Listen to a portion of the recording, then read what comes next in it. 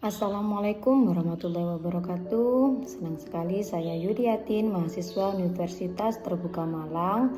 Pada kesempatan hari ini pada tugas tutorial 2 pada MPDR 5302 Studi Komparatif Pendidikan Dasar di Berbagai Negara. Analisis artikel yang pertama yaitu dengan judul Kesetaraan Gender dalam Pembelajaran di Sekolah Dasar. Jurnal ini diterbitkan oleh Jurnal Pendidikan dan Pembelajaran Sekolah Dasar pada tahun 2018 dan sudah terakreditasi SINTA. Fokus utama pada analisis artikel ini yaitu upaya menciptakan kesetaraan gender di lingkungan sekolah dasar khususnya dalam konteks pembelajaran.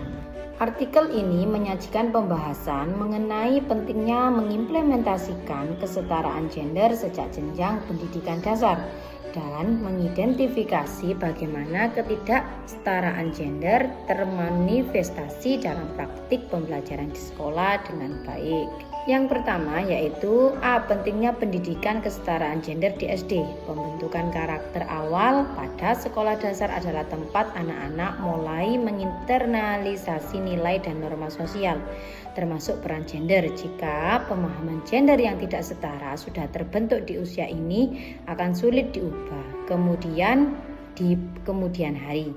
Pendidikan gender di SD bertujuan untuk menghilangkan stereotip dan peran gender baku, misalnya seperti anak laki-laki harus kuat, anak perempuan harus pasif, yang membatasi potensi dan cita-cita siswa. Selanjutnya poin yang B yaitu manifestasi ketidaksetaraan gender di sekolah dasar. Guru terkadang tidak sadar memberikan perhatian yang berbeda atau ekspektasi yang berbeda berdasarkan jenis kelamin siswa. Contohnya seperti siswa laki-laki lebih didorong untuk menjawab pertanyaan-pertanyaan yang bersifat logis atau analitis, sementara siswa perempuan didorong untuk tugas-tugas yang membutuhkan ketelitian atau kerapian. Seringkali buku pelajaran, gambar, atau alat peraga masih mencerminkan bias gender, misalnya seperti pekerjaan rumah tangga selalu diilustrasikan oleh perempuan, pekerjaan teknis atau profesional selalu diilustrasikan oleh laki-laki. Dan pada kegiatan di kelas seperti pembagian tugas, kelompok atau peran dalam simulasi seringkali secara otomatis didasarkan pada jenis kelamin, bukan pada kemampuan atau minat siswa tersebut. Selanjutnya yang C, strategi penerapan kesetaraan gender dalam pembelajaran. Artikel tersebut menekankan perlunya integrasi nilai-nilai kesetaraan gender secara menyeluruh dalam pembelajaran seperti dalam pembaruan media pembelajaran, perlunya penggunaan media dan bahan ajar yang representatif dan bebas bias gender. Contohnya seperti menampilkan tokoh perempuan sebagai ilmuwan atau pemimpin dan tokoh laki-laki dalam peran yang sensitif atau bersifat pengasuhan. Serta guru harus menjadi model utama dalam kesetaraan gender dan memberikan kesempatan yang sama, ujian dan tantangan yang setara kepada semua siswa tanpa memandang jenis kelamin dan menghindari bahasa atau komentar yang menguatkan stereotip gender. Kesimpulan yang dapat didapatkan yaitu bahwa pendidikan kesetaraan gender di sekolah dasar sangat krusial sebagai fondasi awal untuk mewujudkan masyarakat yang adil dan setara. Kesetaraan gender dalam pembelajaran di SD bukan hanya tentang memberikan akses yang sama secara kuantitas, tetapi lebih pada kualitas interaksi dan materi yang bebas dari stereotip dan bias gender. Guru memegang peranan kunci dalam mengimplementasikan perubahan ini, mulai dari bahasa yang digunakan hingga pemilihan media dan pembagian peran di dalam kelas.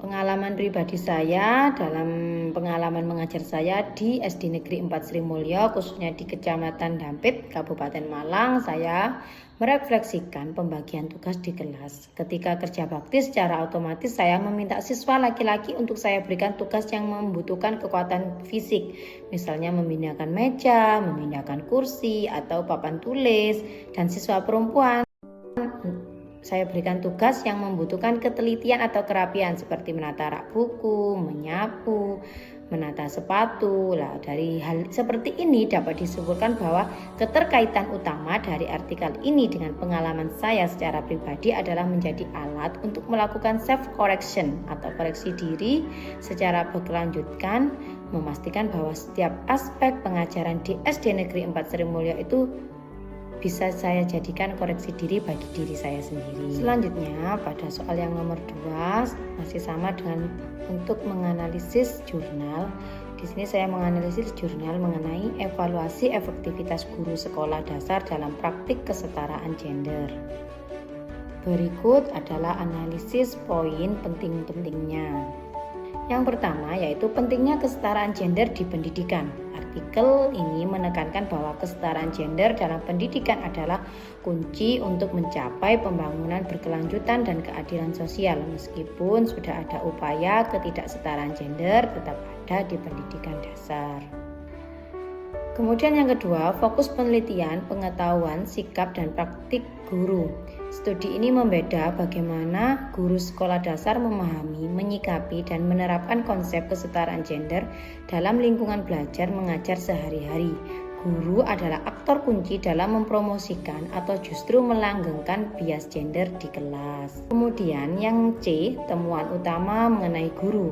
Guru-guru menunjuk komitmen yang kuat terhadap pemberian kesempatan yang sama bagi semua siswa, terlepas dari jenis kelamin. Hal ini mencerminkan sikap dasar yang positif terhadap kesetaraan.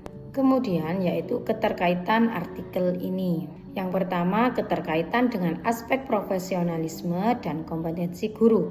Artikel ini menguji efektivitas guru dalam praktik kesetaraan gender. Ini secara langsung mengaitkan isu gender dengan kompetensi profesional guru. Temuan bahwa guru memiliki sikap positif tetapi kelemahannya dalam praktik menunjukkan adanya kesenjangan antara pengetahuan sikap, dimensi kepribadian atau dimensi sosial dengan implementasi di kelas.